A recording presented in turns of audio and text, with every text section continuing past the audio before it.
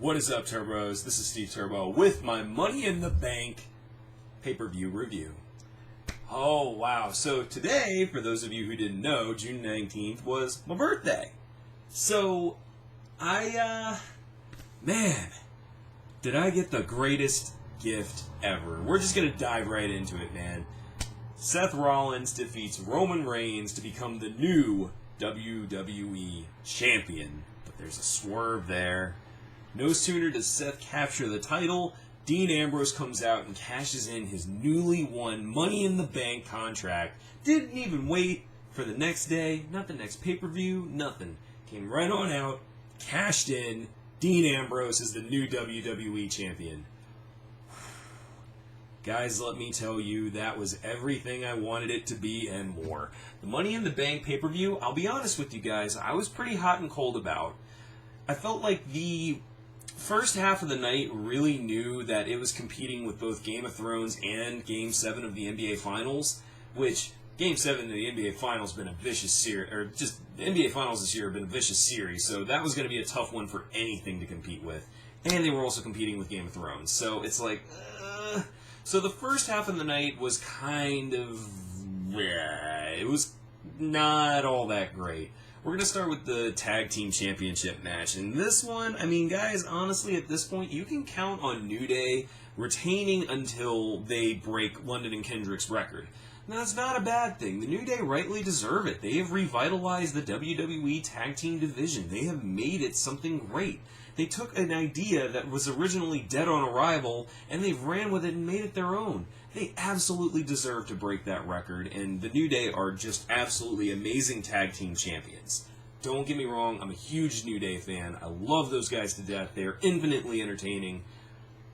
But the time has got to come soon. Now, this match was kind of sloppy, I won't lie. There were a lot of, between the botched Trouble in Paradise, the botched count, I believe, when Enzo had, oh god, who did he have pinned? I don't even remember right now. But when Enzo had the pin, it almost seemed like Gallows didn't get in the ring to break the count fast enough, and the ref accidentally counted 3. So the Fatal 4-Way match was just sloppy all around. I mean, I don't think that's... I don't want to pin the blame on anyone in particular. Like, what was happening there at the end? Like, why didn't Gallows interfere? Like, what was going on there? It just seemed like it was very much a scripted, pardon that, but it just was very sloppy. It could have been a better match. It really could have, because you had 4 incredibly talented tag teams in that match. So for it to be as sloppy as it was... And let's not forget that all these guys are very much experts on tag team wrestling, so there should have been no reason this match was as sloppy as it was. So, better luck next time, guys. Everybody in the match was awesome, and is awesome. Never forget that.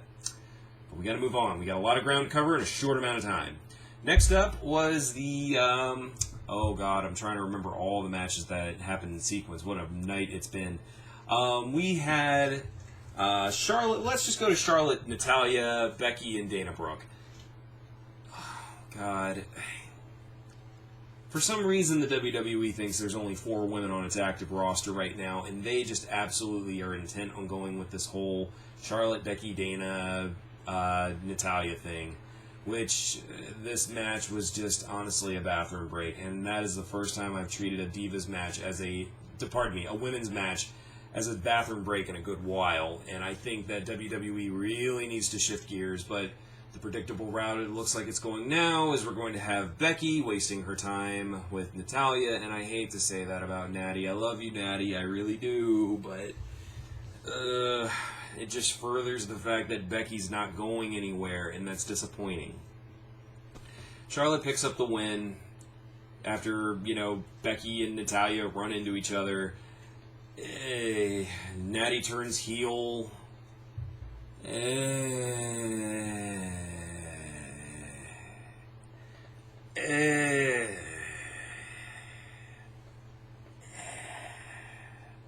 all I can say about that.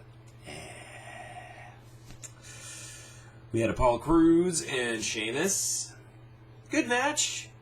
Nobody cared. It was a good match, just nobody cared. Nobody cared. I don't think they have any idea what they want to do with Apollo Crews. A U.S. Championship run, an Intercontinental title run. You gotta give this guy something, because right now they ain't nothing working for him. In the eyes of the casual audience, he's gonna come across as very boring, which is definitely not true of Apollo. But nobody gave a crap about this match. I didn't give a crap about this match. I'm sorry, I didn't. Next up we had Ziggler. This might have came before, pardon. These matches are going to be a little out of order. Ziggler and Corbin for the 8 millionth time, because again, I reiterate, going back to the fact that all these matches were filler, just waiting for Game 7 in Game of Thrones to be over. This match was strictly filler. I mean, honestly. No more. End the fucking feud between Corbin and Ziggler. No more. Not in the pre-show, not in the main show, not on Raw, not on Main Event, not on Superstars, not on SmackDown, not at house shows. No more. It's over. It's time to stop. No more. Okay. No more. No more.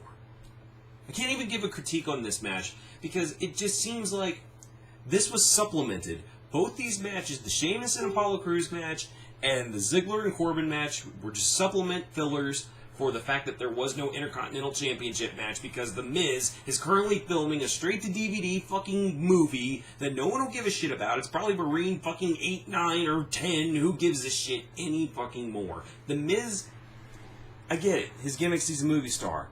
But to have him off screen to film a shitty fucking movie and leave the Intercontinental title, why even have him keep the fucking title if you're just gonna have him go film a fucking movie? No. I blame The Miz for this mediocrity. I blame The Miz and his shitty straight-to-DVD, nobody gives a shit about movies. Okay, oh my god, Jesus.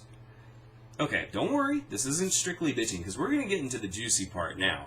The Money in the Bank ladder match. What an absolute war this match was. My god.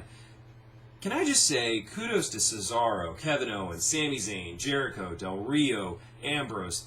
These guys fucking work amazing together. They really, really do. All the matches that these guys have been involved with have been just triple A freaking matches. Just awesome. On the turbo scale, I give them 5 stars. But that's just me. I'm no Alvarez or Meltzer or anything like that.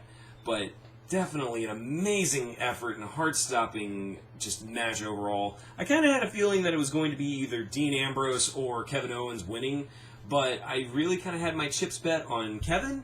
But this definitely does make it interesting now that Dean Ambrose is Money in the Bank. And, well, as we saw what happened tonight, but can I just say there were some nasty spots in this match. My God. When Sammy, oh my God, when Sammy dropped Kevin on that open ladder, oh my God, my back just started having phantom pains, man. That hurt, but let me tell you guys, if there is one match that you watched tonight, that Money in the Bank ladder match was fucking grade A awesome. I loved it. Just kudos to all of those guys. You're all fucking treasures, man. I love you guys. All 6 of you guys. You all deserve to be way higher up on the freaking totem pole than other people. But that's okay. Everything's okay in the world now, okay? There's no need to be scared anymore. So, then we had the United States title match with Rusev versus Titus O'Neil. Now, I will say this. It's awesome to see Titus O'Neil in a championship match after everything that happened. Vince was racist. After everything that happened recently with his suspension for nothing. And it's great to see Rusev being the dominating Bulgarian brute that he's been before. I am happy to see vicious, mean streak Rusev back. I don't need love-struck fucking Rusev back ever again. Never again. He is bringing prestige back to the United States title, and that is just awesome. I thought it was a nice touch that he went over and shit-talked Titus's kids. I'm very certain that that was planned. I mean, they wouldn't do that for no reason. They had to have gotten Titus's okay to do that, because Titus Titus is a big family man, and he's all about his kids. So, you know, I have only every reason to believe they consulted with Titus and made sure that was okay before they did that. So, don't think he just randomly shit-talked his kids, guys. Oh, you know what? How am I forgetting this? AJ Styles versus John Cena. Oh my god. My hype. This is what's happened. My god. AJ Styles versus John Cena. Now let me tell you guys, this was an absolutely awesome, epic match that we've been waiting for a very, very long time. Guys, I gotta tell you, Cena, AJ, these two worked really, really well together. They gelled well together. They had great in-ring chemistry. Absolutely awesome. Wonderful match. Great way to build up AJ. Now, here's the thing. And I know this has been a subject of controversy tonight, and that's the way the match ended. Guys, keep in mind that AJ's part of a stable, man. I mean, interference is going to happen like that. Yes, we all wanted to see AJ versus Cena, and we wanted to see a clean victory. But in this circumstance, you got to remember that the club is playing a really big part in AJ's development in the WWE. So, you kind of... I mean, I expected this to happen if AJ was going to win. Come on, let's face it. All of us who are hardcore fans, we all know AJ's an infinitely better wrestler than Cena. That goes without saying, guys. But in this circumstance, to the casual fans, to the kids in the audience, they had to do it this way. So that's why the match ended the way that it did. AJ doesn't have to prove anything to us. We already know he's great. We know this. We know he can wrestle circles around Cena. But this is the way it had to end in the eyes of the kiddos.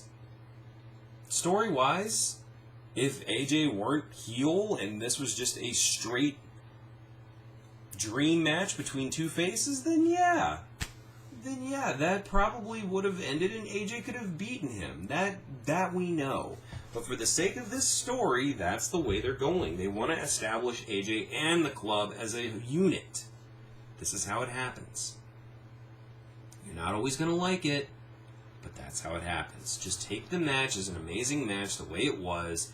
We all know AJ could easily beat Cena clean, blah, blah, blah, blah, blah. It was an awesome match. Unclean finish. Awesome match. Now, as long as the whole series doesn't go like this, then that's fine. I do want to see AJ get a clean win over Cena, but I kind of anticipated that this was how this was going to go.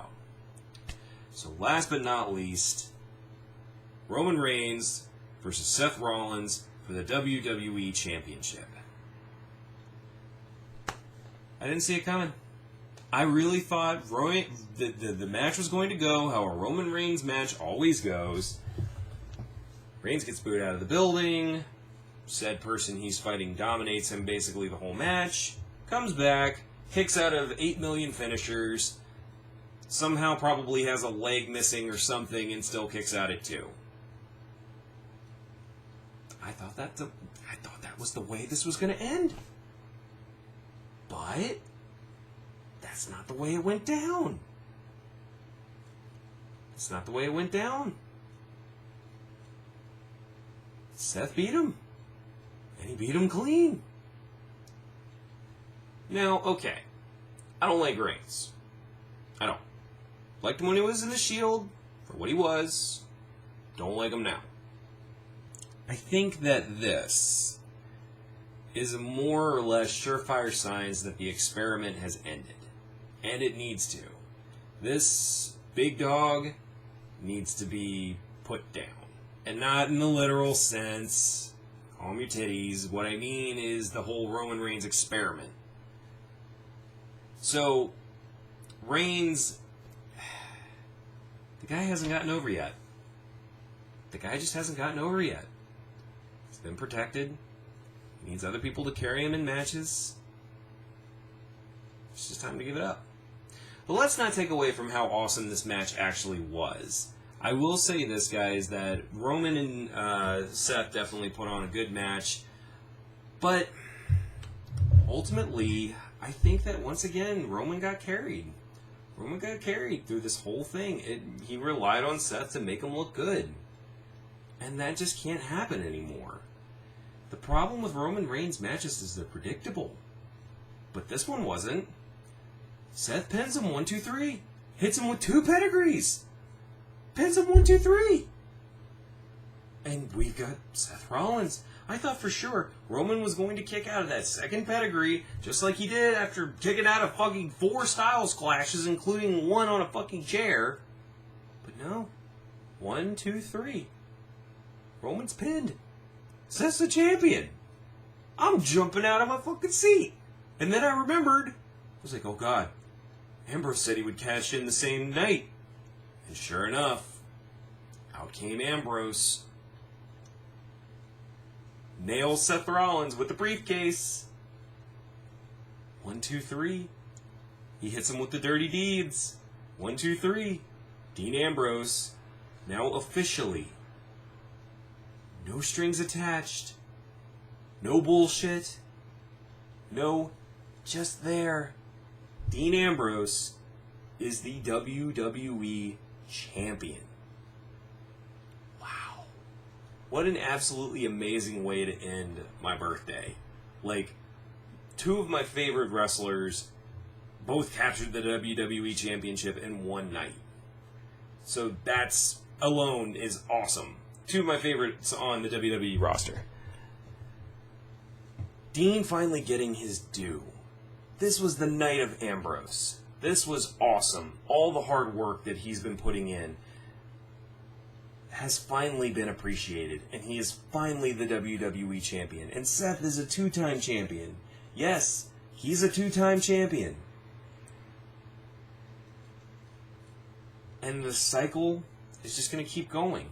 Because I feel like we're setting up for a Shield triple threat for the WWE Championship at SummerSlam.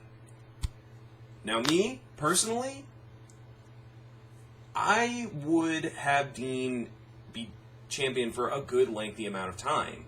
Don't make him a transitional champion. Let him be a champion. He's a hard worker. He's an amazing worker. He's a great in-ring talent. He puts on spectacular matches. He's great on the mic. He's got great personality. He deserves this. Dean, by some crazy way, you're watching this video, man. You deserved it. And Seth, you did too. Roman, you know what? I'm just going to leave that alone. Anyway, guys, I got to say, this Money in the Bank pay-per-view was hot and cold, but it definitely finished just right. So I gotta say, it was the best birthday present I could have imagined. So, you know what, guys? Thank you all for watching this video. Let me know what you thought of WWE Money in the Bank. And let me know, hey, are you happy about Dean being the champion? Are you upset that Roman lost? Are you one of those people? Or are you upset that Seth lost and won subsequently? Let me know in the comment section below what your favorite parts of Money in the Bank were tonight. Most of all, like this video and share it to the people who you think would be interested.